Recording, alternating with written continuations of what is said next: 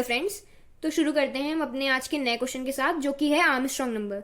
तो Armstrong number कौन से नंबर होते हैं? तो आर्मस्ट्रांग नंबर वो नंबर्स होते हैं जिनके इंडिविजुअल डिजिट्स का अगर हम क्यूब कर दें और फिर अगर हम उन्हें ऐड कर दें तो हमें फिर से वही नंबर मिल जाता है। फॉर एग्जाम्पल, हम यहाँ पे एग्जाम्पल लेने वाले हैं 153 का। तो जैसे कि हम देख सकते हैं कि इस नंबर में हमारे पास टोटल 3 डिजिट हैं, एक 1, एक 5 और 3। तो अगर हम इसके इंडिविजुअल डिजिट्स का क्यूब करेंगे तो ये है 1 क्यूब, और फिर अगर हम उनका एडिशन कर देंगे 1 cube plus 5 cube plus 3 cube, जो कि यहाँ पे आएगा 1 प्लस 125 प्लस 27। तो अगर हम इन्हें ऐड करेंगे तो हमें फिर से 153 ही मिलने वाला है। तो जैसे कि हम देख सकते हैं कि हमने इसके इंडिविजुअल डिजिट्स का क्यूब किया है और उसके बाद जब हम इसे ऐड कर रहे हैं तो हमें फिर से वही नंबर मिल रहा है। तो यही हमारे आर्मस्ट्रांग नंबर होते हैं। तो इसमें भी हम वही कॉन्सेप्ट यूज करने वाले हैं जो अभी तक हमने अपनी पिछली वीडियोस में यूज किया है। तो जैसे कि हम देख रहे हैं कि अगर हमें प्रूफ करना है किसी नंबर को कि वो आर्मस्ट्रांग नंबर है कि नहीं, तो सबसे पहले हमें उसकी सारी डिजिट्स निकालनी होंगी। उसके बाद हम उन्हें क्यूब करेंगे और फिर हम उन्हें ऐड कर देंगे। फिर जो हमारा जो नंबर आएगा हम उसे मैच करेंगे हमारे गिवन नंबर से कि अगर ये इसके इक्वल है तो हम कह सकते हैं कि हाँ, हमारा जो गिवन इनपुट है वो हमारा एक आर्मस्ट्रांग नंबर है। तो इसको हम देखते हैं कि एग्जाम्पल के थ्रू। हम 153 का एग्जाम्पल लेने वाले हैं सॉल्व करने के लिए। तो सबसे पहले क्या करना है, हमें किसी तरह इसकी डिजिट्स निकालनी है एक एक करके। तो डिजिट्स हम कैसे निकालते हैं? तो सबसे पहले हम इसका रिमाइंडर फाइंड करते हैं। तो रिमाइंडर हमें पता है कि किसी नंबर का अगर हमें रिमाइंडर फाइंड करना है तो उसके लिए हम उस नंबर को मॉडुलो कर देते हैं 10 से। तो हमें उसकी लास्ट डिजिट मिल जाती है, यानी कि रिमाइंडर मिल जाता है। तो यहाँ पे हमें 3 मिल जाएगा एज अ रिमाइंडर। ठीक है, तो अब हमें इसका लास्ट डिजिट यानी कि 3 मिल चुका है। तो सबसे पहले हमें इसका क्यूब करना होगा और वो हमें एक दूसरे नंबर के अंदर स्टोर करना होगा। ठीक है, तो वो जो दूसरा नंबर है हम क्या कर लेंगे कि इस प्रोग्राम में हम सबसे पहले एक टेम्प वेरिएबल इनिशियलाइज कर लेंगे जिसमें हम अपना नया नंबर स्टोर करने वाले हैं, जो कि उनका क्यूब करके ऐड करके आने वाला है। तो टेम्प को पहले हम 0 से इनिशियलाइज कर लेते हैं। अब हम यहाँ पे temp is equals to temp plus ये जो रैम है, जो हमारा रिमाइंडर आ रहा है, यानी कि जो डिजिट्स आएंगी उनका हमें यहाँ पे क्यूब स्टोर करना है ना, तो यहाँ पे हम इनका क्यूब कर लेंगे और वो हम टेम्प में स्टोर कर रहे हैं। हम यहाँ पे टेम्प किस लिए लिख रहे हैं, ताकि हम अगली बार भी जब हम रिमाइंडर निकालेंगे दूसरे का तो उसमें हम इस 3 का जो क्यूब था उसका सम हम उसमें जोड़ के लिख सकें। उसके बाद क्या करेंगे, अब हमारी आखिरी डिजिट निकल आई है तो अब हमें ये बची हुई डिजिट चाहिए। अब हमें अगर बची हुई डिजिट निकालनी है तो उसके लिए हम क्या करते हैं, हम नंबर में स्टोर कर देंगे नंबर डिवीजन ऑपरेटर 10। ये हमें क्या देता है, ये हमारा बचा हुआ नंबर यानी कि हमें कोशेंट दे देता है। तो यहाँ पे ये हमें 15 दे देगा और अब यही हमारा न्यू नंबर बन जाएगा। ठीक है, तो फिर से हम यही स्टेप्स फिर से फॉलो करने वाले हैं जिसमें हम 5 निकालेंगे फिर 1 निकालेंगे। जैसे कि अब हमारा गिवन नंबर 15 हो गया है, तो अब हम जब फिर से रिमाइंडर निकालेंगे तो यहाँ पे n मॉडुलो 10 हो जाएगा, यानी कि 15 मॉडुलो 10। अब ये क्या, जैसे कि हमने डिस्कस किया कि जब मॉडुलो ऑपरेटर लगाते हैं तो वो हमें रिमाइंडर देता है, यानी उसकी लास्ट डिजिट देता है। तो हमें ये फिर से 5 दे देगा। फिर से हम टेम्प निकालेंगे। तो टेम्प जब हमने यहाँ पे निकाला था तो टेम्प हमने 0 से इनिशियलाइज किया था और जो रैम इंटू रैम है, यानी ये 3 का क्यूब स्टोर कर रहा होगा विच इज 27। तो अब हम यहाँ पे हमारा टेम्प जो होगा वो 27 होगा।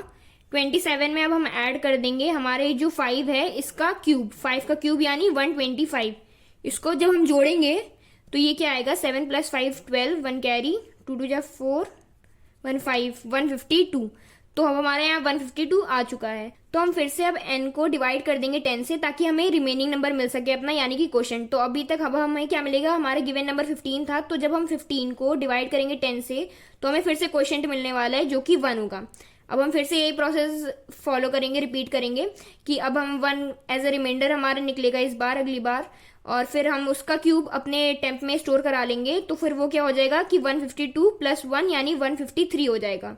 ठीक है, तो हमें यहाँ पे ये 153 मिल गया है। तो फिर जैसे कि हम देख सकते हैं कि ये 153 हमारे गिवन नंबर के इक्वल है, यानी ये एक आर्मस्ट्रांग नंबर है। तो अब हम इसको एक बार कोड करके भी देख लेते हैं। सबसे पहले हम यहाँ पे क्या लिखेंगे, हम यहाँ पे व्हाइल लूप लिखेंगे अपना, और इसके अंदर कंडीशन क्या होगी, हमारी कंडीशन होगी कि हमारा जो नंबर है ये लूप तब तक चलेगा जब तक हमारा नंबर 0 से बड़ा है। ठीक है, सबसे पहले हमारा क्या होगा, हमें सबसे पहले रिमाइंडर फाइंड करना है। इंट रैम यानी रिमाइंडर इज इक्वल्स टू जो n है उसको हम मॉडुलो कर देंगे 10 से। ठीक है, नेक्स्ट स्टेप क्या है, टेम्प। टेम्प हम पहले यहाँ पे इनिशियलाइज करा लेंगे int temp is equals to 0, और इसके साथ ही क्योंकि बाद में हमें कंपेयर करना है अपने टेम्प को गिवन नंबर से n से, तो उसके लिए हम क्या कर लेते हैं कि एक दूसरा वेरिएबल नम भी ले लेते हैं जिसमें हम अपने नंबर को स्टोर करा लेंगे ताकि हम बाद में इससे कंपेयर कर सके नम को अपने टेम्प से। फिर टेम्प इज इक्वल्स टू क्या है, temp is equals to temp plus जो हमारा रिमाइंडर है उसका क्यूब, और आखिरी स्टेप क्या है हमारा कोशेंट वाला, n is equals to n division operator 10। ठीक है, ये लूप जैसे कंप्लीट होगा हमें टेम्प मिल गया होगा हमारा।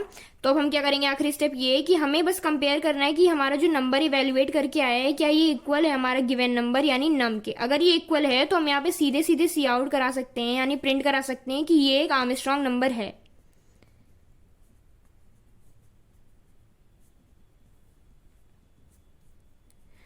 तो चलिए एक बार इसे जीएफजी पे कोड करके भी देख लेते हैं।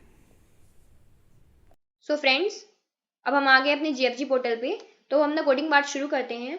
तो जैसा कि हम इस क्वेश्चन में पढ़ सकते हैं कि इसमें लिखा हुआ है कि हमें एक येस की स्ट्रिंग रिटर्न करानी है अगर हमारा नंबर आर्मस्ट्रांग नंबर है, तो नहीं तो हमें नो की स्ट्रिंग रिटर्न करानी है अगर हमारा नंबर आर्मस्ट्रांग नंबर नहीं है। तो सबसे पहले हम क्या करते हैं, यहाँ पे दो स्ट्रिंग ले लेते हैं, एक येस की और एक नो की स्ट्रिंग। तो येस वाली स्ट्रिंग का नेम हम कैपिटल वाई से कर लेते हैं और इसमें हम येस स्टोर करा लेते हैं। और अब हम एक नो की स्ट्रिंग ले लेते हैं एन, जिसमें हम नो स्टोर कराएंगे। तो ये हो गया है। अब हम क्या करते हैं, अब टेम्प और नम को भी हम इनिशियलाइज करा लेते हैं यहाँ पे, int temp is equals to 0 और हम नम को इनिशियलाइज करेंगे num is equals to n। अब हम अपना वाइल लूप लिखेंगे जिसमें हम कंडीशन क्या लिखेंगे कि ये लूप तब तक चलेगा जब तक हमारा n ग्रेटर देन 0 है। तो n should be greater than 0, ये हमारी कंडीशन हो गई है। अब हम यहाँ पे सबसे पहले टेम्प को इनिशियलाइज कर लेते हैं, temp is equals to n modulo 10। अब दूसरी लाइन में जो हमारा टेम्प है, temp is equals to temp plus rem into RAM into rem यानी रैम का क्यूब। इसकी जगह पे हम पाव फंक्शन भी यूज कर सकते हैं, तो अगर आप चाहें तो यहाँ पे पाव फंक्शन भी यूज कर सकते हैं। मैं यहाँ पे RAM into RAM into RAM ही लिख रही हूँ। अब n is equals to n division operator 10। So हमारा वाइल लूप कंप्लीट हो गया है। अब हम आखिरी कंडीशन चेक कर लेते हैं। इसमें हमें क्या चेक करना है कि जो हमने टेम्प इवेल्युएट करा है ये हमारा गिवन नंबर यानी जो हमने स्टोर करा लिया था नम में, इसके इक्वल है कि नहीं। अगर ये टेम्प नम के इक्वल है मतलब हमारा नंबर आर्मस्ट्रांग नंबर है, तब हमें येस वाली स्ट्रिंग प्रिंट करानी है, नहीं तो हमें नो वाली स्ट्रिंग प्रिंट करानी है। तो यहाँ पे इफ लिखते हैं कि इफ हमारा जो ये टेम्प है अगर ये इक्वल है हमारे नम के,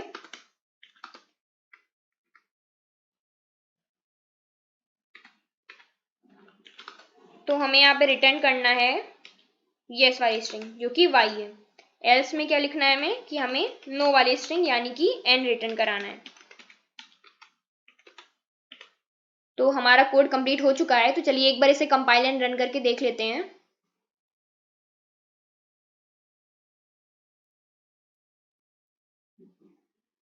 तो जैसे कि हम देख सकते हैं कि हमारा कोड सक्सेसफुली कंपाइल हो गया है। अब हम इसे एक बार सबमिट करा के भी देख लेते हैं।